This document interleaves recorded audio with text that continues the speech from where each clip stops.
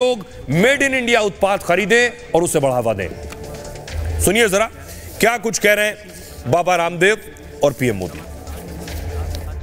Operation जड़ से निकाल देगा।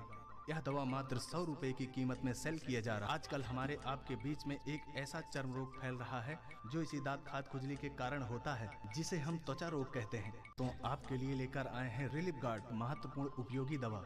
दांत खाज खुजली सिंदूर सैन्य बल से नहीं जन बल से जीतना है दोस्तों, और जन बल आता है मातृभूमि की मिट्टी में पैदा हुई हर पैदावार से आता है। इस मिट्टी की जिसमें सुगंध हो, इस देश के नागरिक के पसीने की जिसमें सुगंध हो, उन चीजों का मैं इस्तेमाल करूंगा।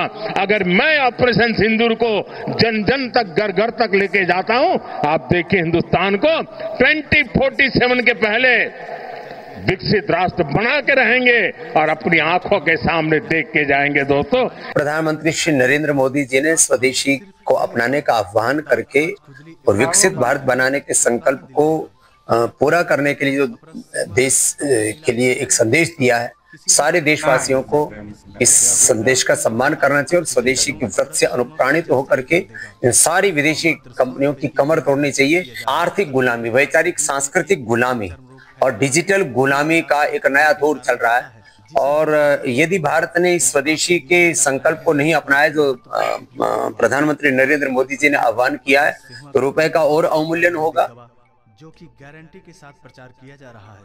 कोई भी माता पिता भाई बहन अगर दांत खाज खुजली एवं अपरस सेहुआ से परेशान है तो जरूर इस्तेमाल करें। यह दवा पुराने से पुराने दांत खाज खुजली एवं अपरस सेहुआ को जड़ से निकाल देगा। यह दवा प्रयोग करने से कोई भी दाग धब्बा, कोई भी निशान नहीं रह जाएगा जहां पर दांत खाज खुजली एवं अपरस सेहुआ होता है। और दवा ना पहले उसके खिलौनों में मेड इन चाइना लिखा होता था। अगर अब आप देखेंगे तो खिलौनों में मेड इन चाइना नहीं, मेड इन पीआरसी लिखा होता है, और पीआरसी का मतलब है पीपल्स रिपब्लिक ऑफ चाइना।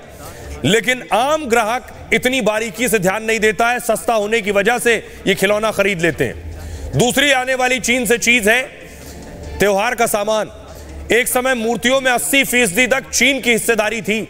लगातार बहिष्कार की मुहिम से 10% हिस्सेदारी बची है, यानी अभी भी लक्ष्मी गणेश की काफी मूर्तियां चीन से आती हैं। चीनी मूर्तियां आसानी से पानी में घुलती नहीं है पर सस्ती होती हैं, इसलिए कई इलाकों में लोग अब भी चीनी की मूर्ति खरीदते हैं। चीन की बनी पिचकारी और रंग भी कीमत में कम होते हैं। उनका मकसद ही भारतीय उत्पादों को पीछे छोड़ना होता है। हालांकि क्वालिटी में वो बहुत खराब और नुकसानदेह भी होते हैं, लेकिन सस्ते के लालच देकर चीन त्योहार का सामान बेचता है। सजावटी झालर आपने देखी होगी, दिवाली पर चीनी झालर और लाइट खूब बिकती हैं।